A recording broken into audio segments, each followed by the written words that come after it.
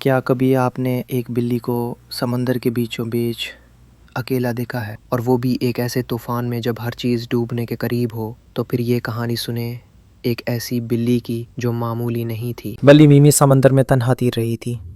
اس کے ارد گرد صرف اندھیرے، پانی اور گرشتے بادل تھے۔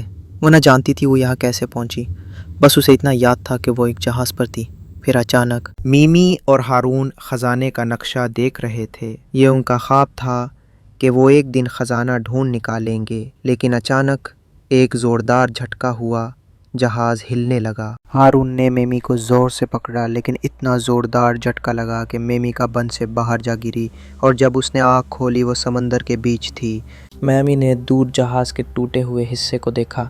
اس کی آنکھوں میں امید کی چمک آئی اور وہ اس طرف تیرنے لگی، لیکن اچانک کسی بڑی چیز کا سایہ میمی کے نیچے تیر رہا تھا۔ کیا وہ شارک تھی؟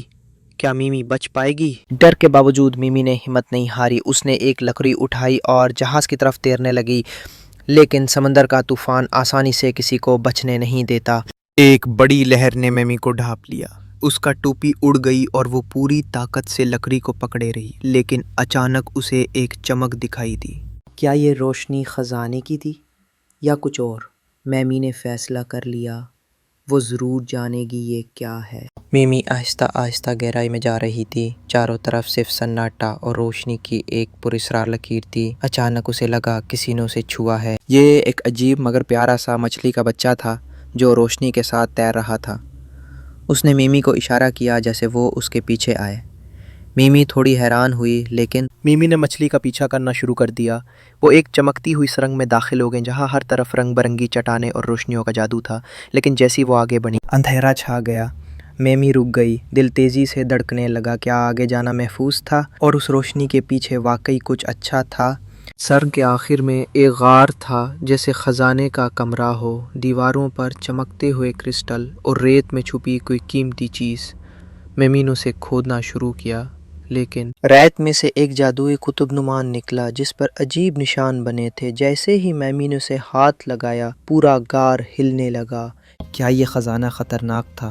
میمی نے قطب نما مضبوطی سے پکڑا اور مچھلی کے ساتھ تیزی سے اوپر کی طرف تیرنے لگی، لیکن اس کے پیچھے ایک دیو ہیکل مخلوق جاگ چکی تھی۔ اس نے میمی کو دیکھ لیا۔ میمی تیزی سے اوپر جا رہی تھی۔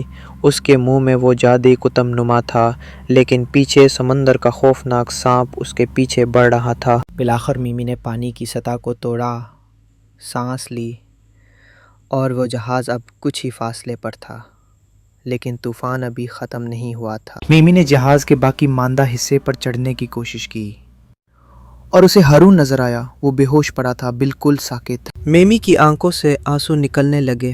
وہ ہارون کو ہلانے لگی۔ ایک لمحے بعد ہارون کی آنکھ کھلی۔ ہارون نے میمی کو سینے سے لگا لیا۔ وہ دونوں بھیگے ہوئے تھے، لیکن دلوں میں ایک نئی روشنی تھی۔ پھر ہارون کی نظر اس قطب نما پر پڑی۔ قطب نما کی سوئی گھوم کر ایک خاص سمت کی طرف رک گئی، جیسے وہ کسی خزانے کا راستہ دکھا رہی ہو، یا شاید بچاؤ کا۔ اب ایک لمحہ بھی ضائع نہیں کرنا تھا۔ ہارون اور میمی نے مل کر ٹوٹے ہوئے تختوں سے ایک چھوٹی کشتی بنانی شروع کر دی، لیکن انہیں خبر نہ تھی کہ ایک بلا ابھی بھی ان پر نظر رکھے ہوئے تھی، اور وہ ہر لمحے قریب آ رہی تھی۔ چھوٹی سی کشتی، ایک بچہ، ایک بلی اور ایک قطب نما، لیکن دلوں میں یقین تھا۔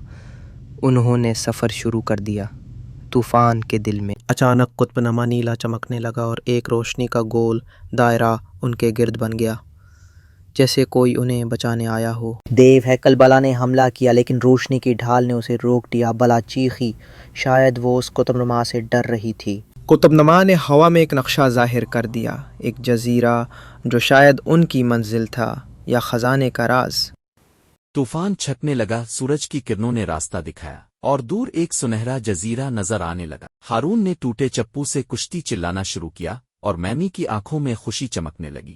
ان کی امید اب ساحل سے صرف چند لمحے دور تھی۔ آخرکار ان کی کشتی ساحل سے جا لگی، ایک ایسی جگہ جو کسی خواب جیسی تھی۔ کیا یہ جزیرہ واقعی خزانے کا مقام؟ جیسے ہی ہارون نے زمین پر قدم رکھا، قطب نما تیز چمکنے لگا، اور ایک چٹان میں دروازہ کھل گیا۔ لیکن دروازے کے پیچھے کیا ہے؟